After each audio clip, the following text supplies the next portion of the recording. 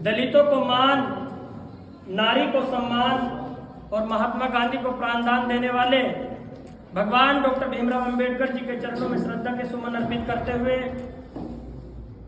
आज यहाँ पर उपस्थित सम्मानित मंच और मेरे सम्मुख बैठे मेरी माताओं बहनों पिता तुल्य आप सभी को मेरा क्रांतिकारी जय भीम, जय भीम। सम्मानित साथियों, सबसे पहले तो मैं बधाई देना चाहता हूं डॉक्टर भीमराव अंबेडकर शोभा यात्रा समारोह समिति पूरी कमेटी को, बड़े भाई अध्यक्ष जो हमारे हैं उनको, जिन्होंने इस बार शोभा यात्रा को भव्य बनाने का काम किया। मैं तो कहना चाहता हूं, अभी हमारे विशिष्ट अतिथि आदरणीय प्रियंका रानी जी ने बहुत अच्छी बात कही और शिक्षा पर जोर दिया। सम्मानित साथियों, देखिए बाबा साहब डॉक्टर भीमराव अंबेडकर ने हम सभी को जो मूल मंत्र दिए उसी पे बात करना चाहता हूं कि शिक्षित बनो, संगठित रहो और संघर्ष करो। सम्मानित साथियों, शिक्षित कैसे बनना है आज हमें उस पर विचार करना होगा, आज हमें मंथन करना होगा, आज हमें चिंतन करना होगा कि क्या वास्तव में किताबी ज्ञान लेना ही शिक्षित कहलाता है?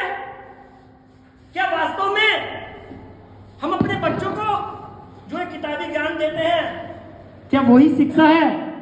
सम्मानित साथियों, मैं कहना चाहता हूं, अगर हमें शिक्षा का वास्तविक उद्देश्य जानना है, जो बाबा साहब डॉक्टर भीमराव अंबेडकर ने एक सपना देखा था, उन्होंने शिक्षा का महत्व क्या बताया? मैं तो कहना चाहता हूं, बाबा साहब ने शिक्षा पर जोर दिया और कहा कि शिक्षा उस शेरनी का दूध है जो पिएगा वो धाड़ेगा। सम्मानित साथियों, आज हमारे युवा बच्चे शिक्षा का मतलब ही गलत निकाल रहे हैं।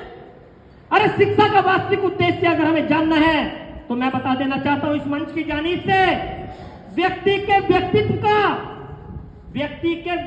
का सर्वांगीण विकास करना ही शिक्षा कहलाता है। सम्मानित साथियों, क्योंकि यदि हमारे बच्चों के व्यक्तित्व का सर्वांगीण विकास नहीं होगा, हमारे बच्चों को सामाजिकता का नॉलेज नहीं होगी, हमारे बच्चे सामाजिक नहीं होंगे।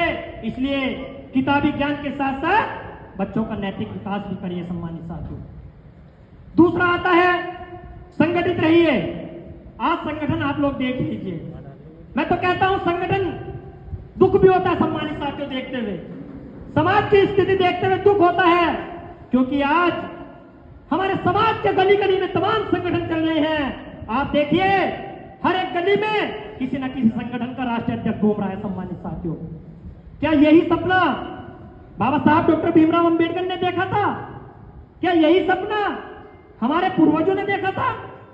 अरे किस संगठन की बात करते हो आप लोग, जब हम बाबा साहब के नाम पर एक छत के नीचे आने को तैयार नहीं है, जब हम तथागत बुद्धि विचारधारा को मानने को तैयार नहीं है।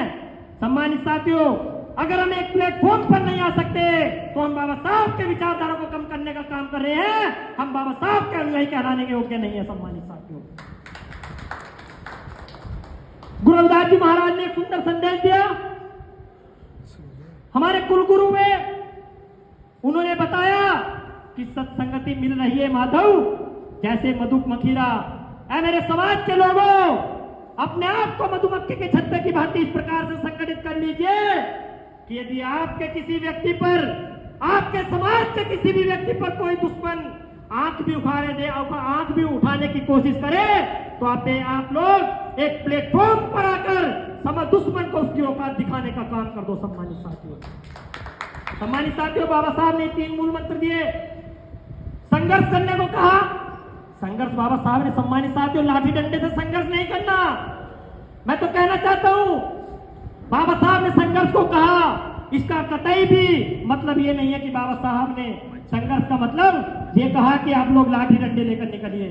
संघर्ष का मतलब सम्मानित साथियों ये है कि आप लोग अपने मिशन मूवमेंट को पूरे इम्तिहान से करने का काम कीजिए और एक प्लेटफॉर्म पर आकर एक बिल्कुल संवैधानिक दायरे में रहकर अपने हक और अधिकारों को, अपने हक अधिकारों पर काम करने का काम कीजिए। सम्मानित साथियों, इन्हीं शब्दों के साथ, क्योंकि समय भी कम है, मैं तो कहना चाहता हूं कि आने वाले ऐसे सभी प्रोग्रामों में आप लोग बढ़ चढ़कर हिस्सा लीजिए, क्योंकि सम्मानित साथियों, बाबा साहब की शोभा यात्रा हमारी पहचान है, हमारी शान है। आने वाले समय भी इससे भी बढ़कर बाबा साहब की शोभा यात्रा बनाने का काम करें। इन्हीं शब्दों के साथ मैं सिद्धार्थ अपनी वाणी को विराम देता हूं। जय भीम, धन्यवाद, जय संविधान।